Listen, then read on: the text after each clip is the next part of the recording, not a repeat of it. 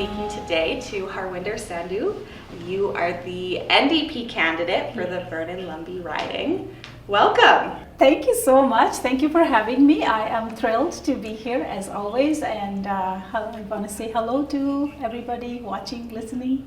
First question, you're the incumbent in the area, but before that you were a nurse. Yes. Can you tell me, for people who maybe don't know, why you decided to go into politics? So I grew up in a farmer family, then went to nursing, and that was automatically, nurses, I say, are true leaders. You're advocating on behalf of patients, their families, and then in my own journey, I would be looking into politics and how decisions are made, or cuts, or addition to services in healthcare, or I must say even in education, social services. People working there, like myself and many others I worked with, we could feel the first-hand impacts. So then back in mid-2000s, when massive cuts were being made to healthcare by the former then BC Liberal government, which John Rostad was also part of it, $360 million were asked, health authorities were asked to absorb. Then I saw direct impact on patient care and patients not being able to get the care and life-saving treatments, including my first husband, who was delayed diagnosed by more than 2 years with cancer, and that was me, despite being a registered nurse, pushing that we need this. And then I was thinking about other families who don't have any medical nursing background, what's happening to them. So then it was too late, and then he passed away, and then I was left widowed with 2 little girls. And then I started to look, reality hits that needed to go back to work, and there's no childcare, and let alone affordable childcare. And then I thought, my goodness, that as much as I don't want to do with politics, but the policies and decisions are being made up there, and then by mostly out of touch people, they're directly impacting me as a taxpayer, as a citizen, as a mother, as a nurse. And then when I went back to work, thank goodness my mom was there to take care of my daughters. And then I saw more and more patients, and another young mother in similar situation, not being able to access the care and treatment. I thought we need to do something. So then I became community advocate, voicing. I became lobby coordinator for nurses, where I would knock on MLAs, MPs' doors to talk to them about not only healthcare, but the other social determinants of health that impacts us as a community. So then from there, my interest started. And my dad used to say, if you want to see the change, either you sit there or complain, or you try to get up and get out of your comfort zone and try to be part of that positive change. So that's how my journey started. And so you've had the job for the past, I think it's been 4 years. 4 years. But it was your first time as an MLA. Mm-hmm. What surprised you the most about the role? There surprises is coming from nursing background, you just want to fix, you're very result oriented, and then you learn, not surprised, but another learning curve. I did hit the ground running, which was nothing unusual for nursing and healthcare. Every day you start your shift, you're hitting the ground running. You don't know what's going to come in your way, but you just use your critical thinking, that caring, nurturing lens, and then you use like prioritized triage. But in the politics world, there are some things, decisions take longer, and there are times that you wish I had a magic wand to fix it all, and then you're learning how in the politics, bureaucratic world, that there's things take longer than expected. And other than that, I know there's lots of misinformation, not in politics world, but among people, that how certain people try to fuel on the anger. And the extent that we've seen lately, it's been discouraging and surprising, but I've been able to tell them factual message and the clear message, what's happening, what's the background, and that seems to be working even at the doorsteps too. So yeah, other than that, I felt very supportive, and we had more than 50% women on the BC NDP government caucus.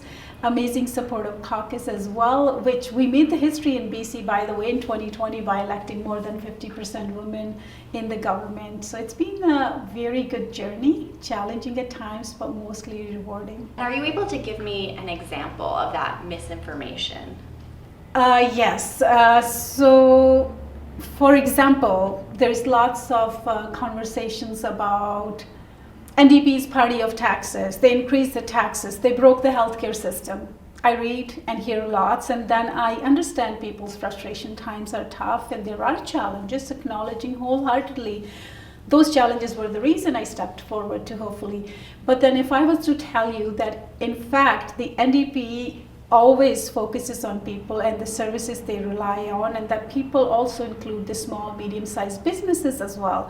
So for example, family of four making $100,000 today is paying, they used to pay $7,500 before 2016 when we had the other BC Liberal government, which John Rostad was part of it. Now they pay $4,600. And that's the fact. It's 38% reduction in the provincial tax.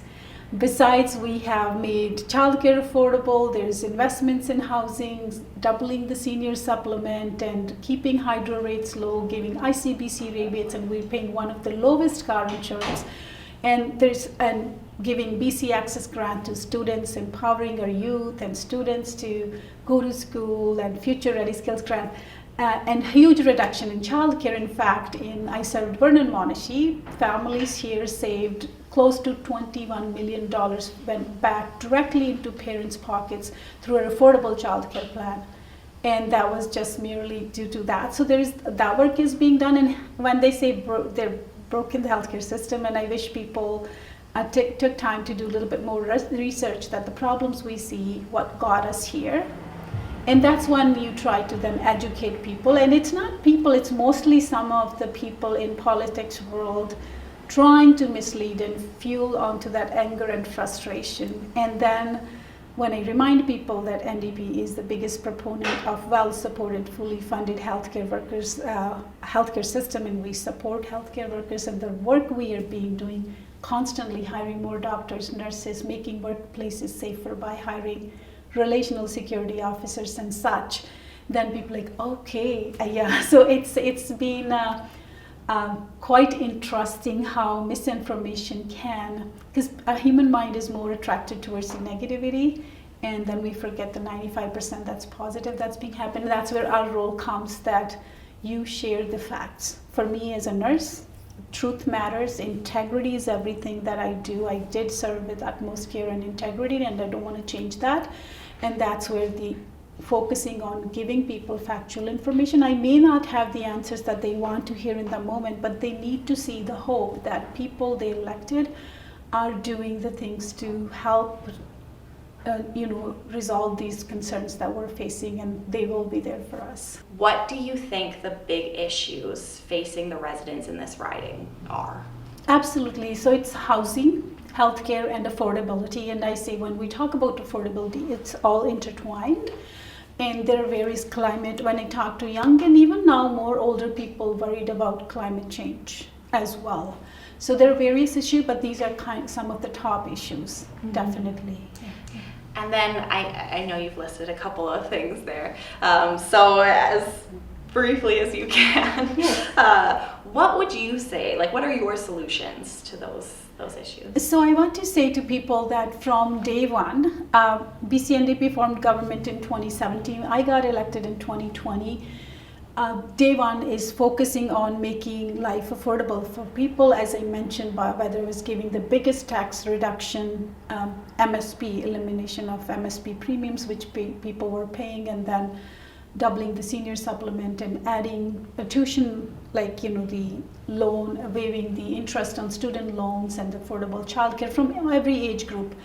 The biggest accomplishment is investments in housing. In Vernon and Monashi, then now Vernon Lumbee, we managed to deliver more than 1,000 affordable homes, including first ever 20 homes for seniors in Lumbee, which seniors are now, it's ready for seniors to move in. It's not election promise. And first ever student housing at the Okanagan College, 101 units with 44 childcare on spaces. Students are already moved in this September. And housing for seniors here, like Lila telling me that, Harwinder, I don't pay now $1,400. I pay less than $900. And she said, bless the NDP, that's how she wrote an email. She said, finally, I have money in my saving account, and she's a retired teacher. There are so many of those stories are reassuring that we cannot stop the work we're doing. We need to continue to double down on everything we do, so it's not the time to go back. And I am concerned as a mother, as a nurse, as a person who cares deeply for community. When John Rosted said, they are proposing now, he may change his stance, but openly many times, 4.1 billion cuts to healthcare and privatization. That's not going to solve the problem. We need to invest in people. And if we don't invest now, we will end up spending way more with poor outcomes, and people will die and suffer. And we've seen it from personal experiences for working with people for 20 years. So that's where I need to, and he does not like the housing plan. We have planned to build 300,000 homes. So far we built close to 80,000 across the province. And affordability measures, we need to continue to invest in people. And we are the NDP, we have the fully costed platform, which shows declining deficit each year to balanced budget. We have presented balanced budget, even 6 billion surplus in 2020, but when you need to invest, when a province is on fire, there are floods, there was pandemic you need to deal with, you have to make sure government is there for people to support them throughout those difficult times. And we've talked a good deal, I'd say, about kind of the NDP, your track record. I'm very curious, going back to that, it was your first time in office. I'm assuming you learned a lot. Yes. Is there anything that you would do differently? Like kind of maybe not going back to heading in office, but if you're reelected, is there anything that you'll do differently when you're, in Victoria? I have been pretty proud and amazed how I've been able to be there for people, being very approachable. First thing I did, ordered the little tent and the tablecloth, and you probably saw, many people said I was one of the probably few or maybe first in some instance that I would go there in park, Polson Park, whether Vernon Expo or downtown trick-or-treating, being there for people. And it's been pretty good journey. What would I do differently?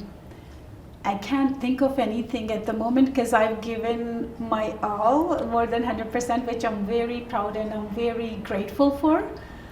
I think only thing that I would continue to remind people that no matter who gets elected, and I hope I will have the honor to get elected again, that I've served people like I'm everybody's MLA, whether you voted for or not. These roles, once we get elected, are very non-partisan.